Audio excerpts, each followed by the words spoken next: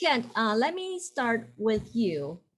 As API yourself, you have outspoken in the past about the rising hate attacks and the crimes against Asian Americans. And I know that you have done some research and studies about history on these issues.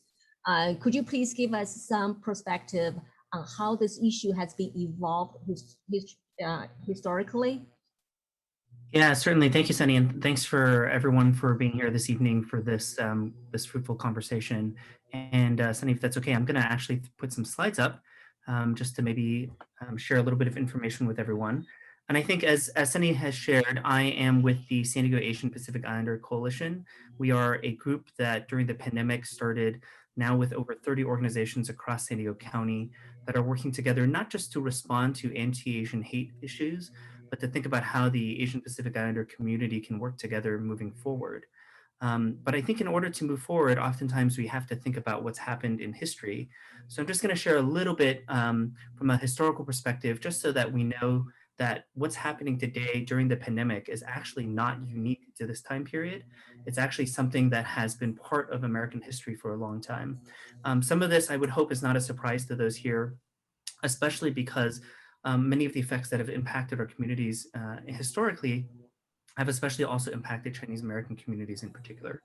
And even just to share some examples, if we go all the way back down to 1882, actually one of the first discriminatory immigration bills that were passed by the United States is the Chinese Exclusion Act. And it's one that actually barred Chinese immigrants from coming to the United States for nearly 10 years during the 1800s. And this was following the gold rush. I think beyond that, we have seen in that early time period a lot of caricatures and stereotypes of what it meant to be Chinese American. In fact, there was often this perception that was given that as Chinese Americans in particular, we were perhaps dirtier, had other issues, were bringing disease. And that's an important one to note, because if you think of our history and you look back, you realize that what we saw during the pandemic has not been unique. Even in the 1800s, even in the 1900s, we saw cases in the United States where when there were major outbreaks of diseases, oftentimes Chinese Americans in particular would be scapegoated. And I always cite an example from 1900 when a outbreak of bubonic plague took place in San Francisco, and we saw all of Chinatown in San Francisco quarantined. It's not just been unique to Chinese Americans. I think many know that during World War II, the United States actually placed over 120,000 Japanese Americans in internment camps across the United States. Many of them were American citizens, so regardless of their history, many were not, they were not new immigrants. They were second, third generation families even were placed in these camps for a number of years. And in fact, for some, the only way for them to prove their loyalty, they felt like, was to serve in the United States military. And many don't know that Japanese Americans in Europe were actually some of the most decorated units that had the highest casualties of any American unit in World War II. And then even just fast forwarding into the 1980s, we have the murder of Vincent Chin, who I think was a landmark moment for the United States to consider what it meant to actually commit a hate crime.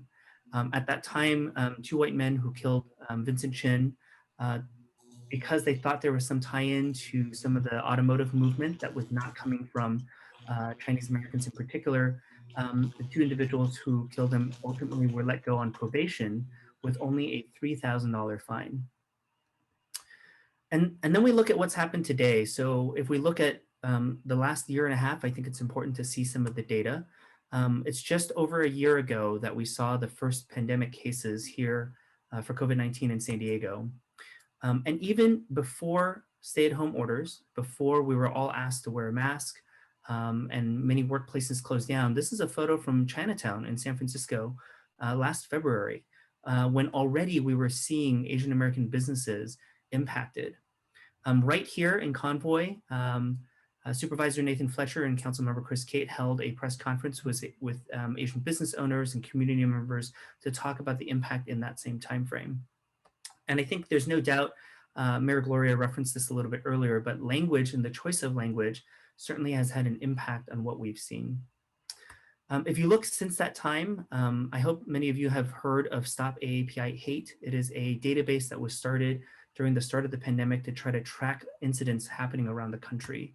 And it's important to note that since March of last year, we've had over 3,800 incidents reported all the way up through this February. 6% of these involve the elderly. I think many of us have been really hurt seeing the videos that we've seen in media showing elderly members of our community being attacked. But it's important to note that almost 13% of incidents have also involved youth under the age of 18. And we know that that is likely a population being impacted that we are not hearing about because they're in school and they may not be sharing it with family. As we saw in Atlanta, women are actually 2.5 times almost more likely to be attacked. And in almost all of these cases, race was cited as the primary reason people felt like they were subjected to discrimination. These are just some of the cases that we've seen. As you know, has been noted already, they've happened around the country. And even though we haven't necessarily seen the same types of violence in San Diego, that does not mean that we haven't had cases. And so I will just share, this is some data that was pulled together from that Stop API Hate database for 2020. In San Diego County, last year, we received 42 reports of discrimination. Half of them were harassment, name calling, but it's important to know, 10% of them were actually physical assault. And we have heard cases of people here in San Diego who have been physically threatened with violence. A lot of these happen in public spaces or in businesses. And as you can see from this chart, it's not unique just to a certain age group or ethnicity. It's impacting a lot of people who might seem like they are Asian American descent. We've had, again, the decline in businesses. We've had a couple of different cases reported across San Diego. Many people who have reported being told things like, go back to China, or blamed for spreading the coronavirus. And so in response, the API Coalition, we formed to try to advocate in response to this. We worked with the county and the city to pass both resolutions on both levels. We have advocated. The API Coalition has a member that now sits on the Human Relations Commission for the County of San Diego. We've held press conferences on this particular topic. And most of all, we've had this kind of presentation shared with many communities to try to help people be educated so that they understand that this is not unique to this time. We also know that hate is not unique to Asian Americans right now. It is something that many other communities, Black, Latino, and others have experienced for many of their experiences here in the United States. And so we know that together we have work to do to fight against it as a whole. There are resources here. Be happy to share some of them in the chat for those who are interested. Maybe one thing that would just be helpful to share if you're ever interested in letting others learn a little bit more is that PBS actually they put together a 5-part series starting this last year called Asian Americans. And it is a documentary film series that talks about Asian American stories that really ties up with some of the items that I shared earlier. So for those who are interested, I certainly encourage that you visit PBS for that. And again, we'll share more information as we go.